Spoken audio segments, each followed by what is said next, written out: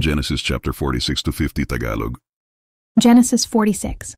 Si Jacob ay lumipat sa Ehipto. Umalis si Jacob mula sa Hebron, dala ang lahat nilang ari-arian. Pagdating niya sa Beerseba, naghandog siya sa Diyos ng kanyang ama na si Isaac. Nandito kinausap siya ng Diyos sa isang panaginip at sinabi, "Jacob, Jacob." Sumagot siya, "Narito po ako." 3. Sinabi sa kanya ng Diyos, "Ako ang Diyos ng iyong ama. Huwag kang matakot na pumunta sa Ehipto sapagkat do'y pararamihin ko ang iyong lahi at gagawin kong isang malaking bansa. Para sasamahan kita sa pagpunta roon at pagbalik mo'y ako rin ang sasama sa iyo. Si Jose mismo ang maglilibing sa iyo." 5. Umalis si Jacob mula sa Beerseba. Isinakay siya ng kanyang mga anak sa mga karwaheng bigay ni Paraon. 6. Dinala nila sa Ehipto ang kanilang mga anak, apo, at lahat ng ari-arian at mga hayop na nakuha nila sa Canaan. Sitong kasama ni Jacob ang kanyang mga anak, apo at buong angkan. Ang mga anak ni Jacob na nagpunta sa Ehipto ay dedani mga pangalan ng mga anak ni Israel Jacob na nagpunta sa Ehipto. Si Ruben, panganay ni Jacob. 9 ang mga anak ni Ruben, sina Hanok, Palu, Hezron at Carmi. 10 ang mga anak ni Simeon, sina Jemuel, Jamin, Ohad, Jasin, Zohar at Shaul, na anak ng isang babaeng Kananea. 11 ang mga anak ni Levi, sina Gershon, Kohat at Merari. 12 ang mga anak ni Huda, sina Er, Onan, Sela, Fares at Zerah. Namatay na sina Er at Onan sa lupain ng Canaan. Ang mga anak ni Fares, sina Hezron at Hamul. 13 ang mga anak ni Isakar, sina Tola, Pua, Jasub at Simron. 4 ang mga anak ni Zabulon, sina Sered, Ilon at Jalil. 15 ito ang mga anak ni Jacob. Kay Leah, sila'y ipinanganak sa Mesopotamia. Kasama rin nila si Dina, na anak niyang babae. Ang lahat ng anak at apo ni Jacob kay Leah ay 33. Siyang mga anak ni Gad, sina Zipion, Hagi, Shuni, Esbon, Eri, Arodi at Areli. 17 ang mga anak ni Asher, sina Imna, Isua, Isui, Beria at si Sera na kanilang kapatid na babae. Ang mga anak ni Beria, sina Heber at Malkiel. 18 ito ang mga anak ni Jacob kay Zilpa na ibinigay ni Laban kay Leah. May 16 silang lahat. 19 ang mga anak ni Jacob kay Raquel na kanyang asawa, sina Jose at Benjamin. 20 sa Ehipto ipinanganak kay Jose sina Manases at Ephraim, anak niya kay Asenat, anak ni Potifera na parisaon. Iyon ang mga anak ni Benjamin, sina Bela, Becher, Asbel, Gera, Naaman, Ehi, Rosh, Mapim, Hapimerard. 22 ito ang mga anak ni Jacob kay Raquel. Lahat ay 14. 23 ang anak ni Dan ay si Husim. 24 ang mga anak ni Neftali, sina Jahzil, Guni, Jezer at Shilem. 25 ito ang mga anak ni Jacob kay Bilha na ibinigay ni Laban kay Raquel. Sila'y 7 lahat. 26 ang bilang ng lahat ng taong kasama ni Jacob na nagpunta sa Ehipto, maliban sa mga asawa ng kanyang mga anak, ay 66. 20 kasama sina Jose at ang kanyang 2 anak na ipinanganak sa Ehipto. Ang kabuuan ng angkan ni Jacob na nagtungo sa Ehipto ay 70. Si Jacob ay sinalubong ni Jose. 28 pinauna ni Jacob si Judah upang ipaalam kay Jose na dumarating na sila sa Goshen. Pagdating nila ron, 29 sumakay si Jose sa kanyang karwahe at sinalubong si Jacob sa Goshen. Niyakap niya ito at matagal na tumangis. Tarasing sinabi ni Israel Jacob kay Jose, "Ngayon ay handa na akong mamatay, sapagkat nakita ko na ang iyong mukha at buhay ka pa." Pinaghandaan ni Jose ang pagharap ng kanyang pamilya kay Paraon. 31 sinabi ni Jose sa kanyang mga kapatid at sa sambahayan ng kanyang ama, "Pupunta ako kay Paraon at ipapaalam ko sa kanya na kayo'y dumating na mula sa Canaan, kasama ang inyong mga anak at mga hayop. 32 sasabihin kong kayo ay mga pastol at nag-aalaga ng mga hayop tulad ng inyong mga ninuno." 33 Kapag kayo'y tinanong ni Paraon kung ano ang inyong hanap buhay, 3 to 4 sabihin ninyo na kayo'y nag-aalaga ng mga hayop mula pa noong una, sa gayon ay pahihintulutan kayong manirahan sa lupain ng Goshen, sapagkat kinamumuhian ng mga Ehipsyo ang mga pastol ng tupa. Genesis 47. Kaya't pumunta si Jose kay Faraon at sinabi, "Dumating na po ang aking ama at mga kapatid mula sa Canaan. Kasama nila ang kanilang mga kawan at bakahan, at lahat ng ari-arian nila. Nasa lupain na po sila ng Goshen." Doon kumuha siya ng 5 sa kanyang mga kapatid at ipinakilala kay Faraon. Tantruma tinanong sila ni Faraon, "Ano ang inyong hanap buhay?" Sumagot sila, "Kami po'y mga pastol, tulad ng aming mga ninuno."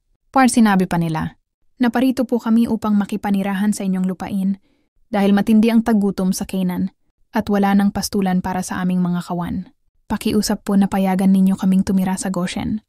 Sinabi ni Faraon kay Jose, "Ngayong narito na ang iyong ama at mga kapatid, Ix, nasa iyong kapangyarihan ang buong Ehipto. Sa pinakamabuting bahagi ng lupa ay do'y patirahin mo sila, sa lupain ng Goshen. At kung may mga mahusay sa kanila sa pag-aalaga ng hayop, italaga mo silang tagapangasiwa ng aking mga kawan.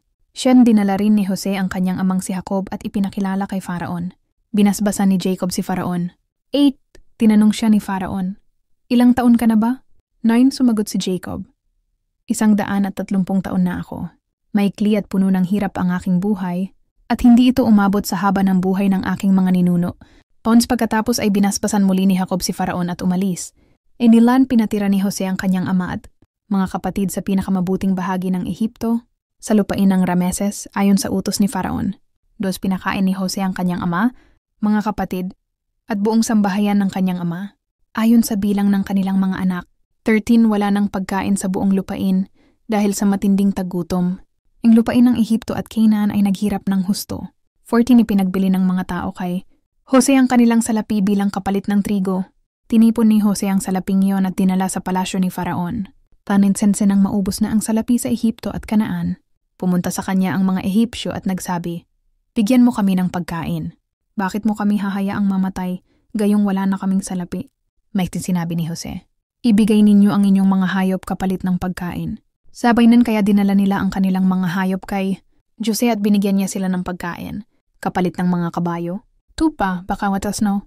Sa buong taon ay binigyan sila ni Jose ng pagkain kapalit ng kanilang mga hayop. Ati ng sumunod na taon, lumapit na naman sila at nagsabi, "Hindi namin may kakailan na. Naubos na ang aming salapi at naibigay. Na rin namin ang aming mga hayop. Wala na kaming maiaalay kundi ang aming mga sarili at aming mga lupa." 19. Bakit mo kami hahayaang mamatay sa gutom? Bilhin mo na lang kami at ang aming mga lupa kapalit ng pagkain at kami magiging mga alipin ni Faraon. Bigyan mo lang kami ng binhi upang makapagtanim kami at hindi mamatay. Punte kaya binili ni Jose ang buong lupain ng Ehipto para kay Faraon. Ipinagbili ng mga Ehipsyo ang kanilang mga lupa dahil sa matinding tagutom at naging pag-aari na ito ni Faraon. 23, sinabi ni Jose sa mga tao, "Ngayon ay pag-aari na kayo at ang inyong mga lupa ni Faraon. Narito ang mga binhi. Magtanim kayo ng mga ito. Puntor pa sa pag-aani, ibigay ninyo ang 5 bahagi kay Faraon. Ang 4 na bahagi ay inyo para sa pagkain at sa binhi sa susunod na taniman." 25, sumagot sila, "Kami nagpapasalamat. Iniligtas mo kami. Kami magiging mga alipin ni Faraon." Times ginawang batas ni Jose na ang 5 bahagi ng ani ay kay Faraon hanggang ngayon. Ang lupa lamang ng mga pari ang hindi kabilang. 28, namuhay ng payapa ang Israel sa Ehipto, sa lupain ng Goshen. Dumami sila at naging sagana. 21, nabuhay si Jacob ng 17 taon sa Ehipto. Ang kabuuang edad niya ay 147 taon. 29. Nang malapit na siyang mamatay, tinawag niya si Jose at sinabi, "Kung ako'y iyong minamahal, ilagay mo ang iyong kamay sa ilalim ng aking hita at ipangako mong hindi mo ako ililibing sa Ehipto. 30, sa halip, dalhin mo ako sa aming mga ninuno at ilibing sa kanilang libingan." Sumagot si Jose, "Gagawin ko ang sinabi mo." 31, sinabi ni Jacob, "Manumpa ka," at nanumpa si Jose. Pagkatapos nito, yumuko si Jacob sa ulunan ng kanyang higaan. Genesis 48. Pagkaraan ng ilang panahon, sinabi kay Jose, "May sakit ang iyong ama," kaya't isinama niya ang kanyang 2 anak na sina Manases at Ephraim. Doon nang sabihin kay Jacob, "Dumarating ang iyong anak na si Jose." Pinilit niyang tumindig sa kanyang higaan. Sinabi ni Jacob kay Jose, "Ang makapangyarihang Diyos ay nagpakita sa akin sa Luz, sa lupain ng Canaan, at ako'y kanyang pinagpala." Para sinabi niya, "Pararamihin kita at gagawin kang isang bansa. Marami kang magiging anak at bibigyan kita ng lupaing ito upang maging pag-aari ng iyong lahi magpakailanman." 5, ngayon, ang 2 mong anak na ipinanganak mo rito sa Ehipto bago ako. Dumating ay ituturing kong sarili kong mga anak. Sina Ephraim at Manases ay magiging tulad ni Ruben at Simeon. 6. Ngunit ang magiging anak mo pa sa hinaharap ay iyo, at sila'y ituturing na bahagi ng angkan ng kanilang mga kapatid sa pamamagitan ng kanilang mana. 7, nung pabalik ako mula sa Padan Aram, namatay si Raquel sa Canaan habang naglalakbay kami. Sa kalungkutan, inilibing ko siya sa tabi ng daan, papuntang Ephrata, na nangayoy tinatawag na Bethlehem. O di pagkakita ni Israel sa mga anak ni Jose, tinanong niya, "Sino ang mga batang ito?" 9, sumagot si Jose, "Sila po ang aking mga anak na ibinigay sa akin ng Diyos dito sa Ehipto." Sinabi ni Jacob, "Ilapit mo sila sa akin at pagpapalain ko sila." 10, malabo na ang paningin ni Jacob dahil sa katandaan kaya't hindi na niya makilala ang mga bata. Kaya nilapitan sila ni Jose at niyakap at hinalikan sila ni Jacob. 11 Sinabi ni Israel kay Jose, "Hindi ko inasahang makikita pa kita. Ngunit pinahintulutan pa akong makita pati mga anak mo." 12 Inilapit ni Jose ang kanyang mga anak mula sa kanyang ama at siya'y lumuhod sa harap nito. 13 Itinapat ni Jose si Ephraim sa kaliwang kamay ni Israel, kanan ni Jose, at si Manases naman sa kanang kamay ni Israel, kaliwa ni Jose. Pagkatapos ay inilapit sila kay Jacob, pabas, ngunit iniunat ni Israel ang kanyang kanang kamay at ipinatong sa ulo ni Ephraim. Bagaman siya ang mas bata at ang kanyang kaliwang kamay sa ulo ni Manases, kahit siya ang panganay. Sadya niyang isinuklay ang kanyang mga kamay. Pimandas pagkatapos ay binasbasan niya si Jose at sinabi, "Ang Diyos na siyang pinaglilingkuran ng aking mga ninuno na sina Abraham at Isaac, ang Diyos na naging aking pastol mula pa sa aking kabataan, sambahan ang anghel na nagligtas sa akin sa lahat ng kasamaan, ay siyang magpala sa mga batang ito. Sa kanila'y maipagpatuloy ang aking pangalan at ang pangalan ng aking mga ninuno, sina Abraham at Isaac. Magsidami nawa sila sa buong lupa." 17 Nakita ni Jose na ipinapatong ng kanyang ama ang kanang kamay kay Ephraim at ikinalungkot niya ito. Gusto niyang ilipat iyon sa ulo ni Manases sapagkat siya ang panganay. 18 Sinabi niya, "Ama, hindi po siya ang panganay. Ilipat ninyo ang inyong kanang kamay sa ulo ni Manases." 19 Ngunit tumanggi ang kanyang ama at sinabi, "Alam ko, anak ko, alam ko. Magiging dakila rin siya at maraming lahi ang magmumula sa kanya. Ngunit ang nakababatang kapatid, ang higit na magiging dakila at ang kanyang lahi magiging maraming bansa." 20 Kaya pinagpala sila ni Jacob ng araw na iyon at sinabi, "Sa pamamagitan ninyo'y magpapala ang Israel." Sasabihin nila, "Pagpalain ka nawa na gaya ni na Ephraim at Manases." 21 Pagkatapos ay sinabi ni Israel kay Jose, "Malapit na akong mamatay. Ngunit ang Diyos ay sasa inyo at ibabalik niya kayo sa lupain ng inyong mga ninuno." 22 Binigyan kita ng isang bahagi ng lupain higit sa mga kapatid mo na kinuha ko mula sa mga Amoryo sa pamamagitan ng aking espada at pana. Genesis 49 Unang tinawag ni Jacob ang kanyang mga anak at sinabi, "Magtipon kayo at sasabihin ko sa inyo ang mangyayari sa inyo sa mga darating na araw. Dumakinig kayo, mga anak ni Jacob, makinig kayo kay Israel na inyong ama. 3 Ruben, ikaw ang aking panganay, unang bunga ng aking lakas, ang pinakamataas sa dangal at kapangyarihan. Ngunit tulad ng umaapaw na tubig, ay hindi ka magtatagumpay, sapagkat sumampa ka sa higa ng iyong ama, nilapastangan mo ang aking kama." 5 Sina Simeon at Levi ay magkapatid, kasangkapan ng karahasan ang kanilang mga sandata.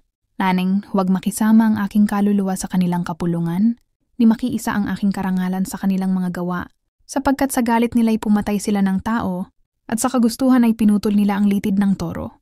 Sumpain ang kanilang matinding galit, at ang kanilang mabagsik na puot. Pagwawatak-watakin ko sila sa Israel, at panangalatin sa lupain. Or, Yuda, pupurihin ka ng iyong mga kapatid. Pagiging tagumpay ang hawak mo sa iyong kaaway.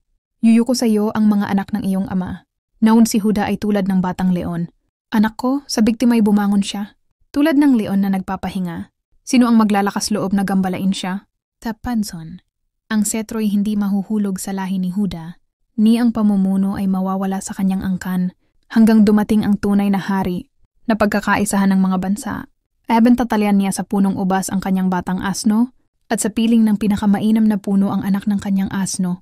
Lalabhan niya sa alak ang kanyang damit, at sa katas ng ubas ang kanyang kasuotan. 12 Ang kanyang mga matay magiging mas pula kaysa sa alak, at ang kanyang mga ngipin ay magiging mas maputi kaysa sa gatas. 13 Si Zabulon ay tatahan sa tabi ng dagat, magiging daungan ng mga barko, at ang hangganan niya ay aabot sa Sidon. 14 Si Isakar ay isang malakas na asno na nagpapahinga sa pagitan ng mga kulungan ng tupa, 15 nang makita niyang mabuti ang pahingahan, at kaaya-aya ang lupain. Isinuko niya ang kanyang balikat sa pasan, at naging alipin ng sapilitang paggawa. 16 Si Dan ay maghahatol sa kanyang bayan, bilang isa sa mga lipi ng Israel. 17 Si Dan ay magiging ahas sa daan, isang ulupong sa landas, natutuklaw sa takong ng kabayo, kaya't mahuhulog ang sakay nito. Kung sa iyong pagliligtas, Yahweh, ako'y umaasa. 19 Si Gad ay atakihin ng isang pulutong, ngunit siya ang mananaig sa huli. 20 Si Aser ay sagana sa masasarap na pagkain. Magbibigay siya ng pagkaing panhari.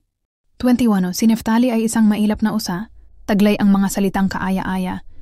22 Si Jose ay isang punong namumunga, Isang punong ubas sa tabi ng bukal na ang mga sanga ay lumalampas sa pader. 23 sinalakay siya ng mga mamamana. Itinutok sa kanya ang kanilang pana at inusig siya.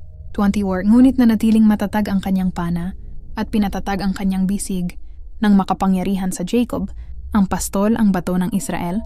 25 ang Diyos ng iyong ama na siyang tutulong sa iyo, yung sa makapangyarihan na magpapala sa iyo, ng pagpapala mula sa langit sa itaas, ng pagpapala ng kalaliman sa ibaba, ng pagpapala ng dibdib at sinapupunan.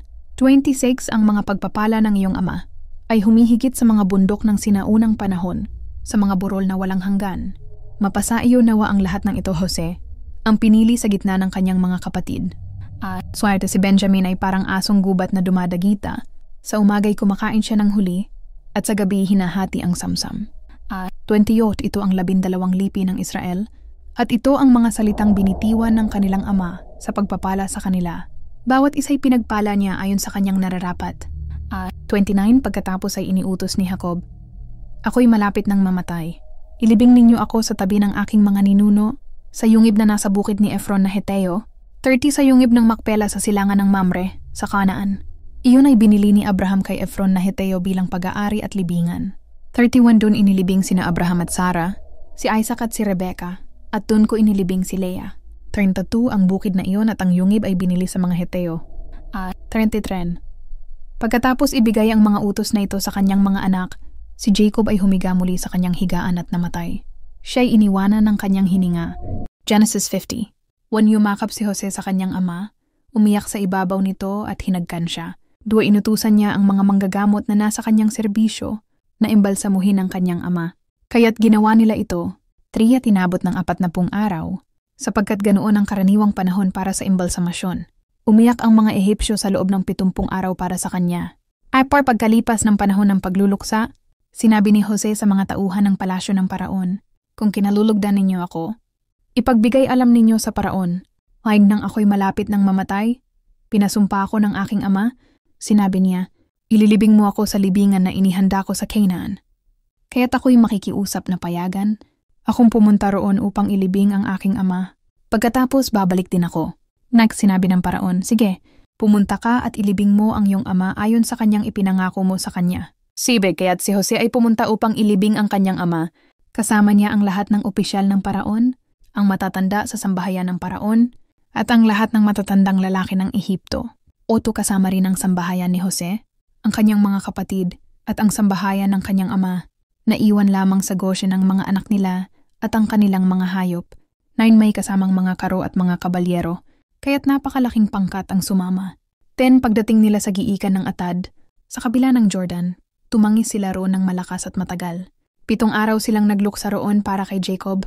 11 nang makita ng mga Kananeo na nakatira sa lupaing iyon ang pagdadalamhati sa giikan ng Atad, sinabi nila, matindi ang pagdadalamhati ng mga Ehipsyo, kaya't tinawag nilang Abel Mizraim ang lugar na iyon na nasa silangan ng Jordan. 12 gaya ng iniutos ni Jacob, ginawa ng kanyang mga anak ang lahat ng ito. 13 dinala nila siya sa Canaan at inilibing sa yungib ng Makpela na nasa tapat ng Mamre, sa lupang binili ni Abraham kay Efron na Heteo upang maging libingan. 14 pagkatapos ng libing, si Jose at ang kanyang mga kapatid at lahat ng kasama niya ay bumalik sa Ehipto. 15 Nang makita ng mga kapatid ni Jose na patay na ang kanilang ama, sinabi nila, paano kung galitin tayo ni Jose at gantihan sa lahat ng kasamaang ginawa natin sa kanya? 16 kaya't nagpadala sila ng mensahe kay Jose, bago mamatay ang iyong ama. Iniutos niya, 17 sabihin mo kay Jose, patawarin mo na ang kasamaan at kasalanan ng iyong mga kapatid dahil sila'y gumawa ng masama sa iyo. Kaya't hinihiling namin ngayon na patawarin mo ang aming kasalanan bilang mga lingkod ng Diyos ng iyong ama. Umiyak si Jose nang marinig ito. Anaman sa pagkatapos ay pumunta rin ang kanyang mga kapatid at lumuhod sa harapan niya. Sinabi nila, kami po'y inyong mga alipin at tainin. Ngunit sinabi ni Jose sa kanila, huwag kayong matakot.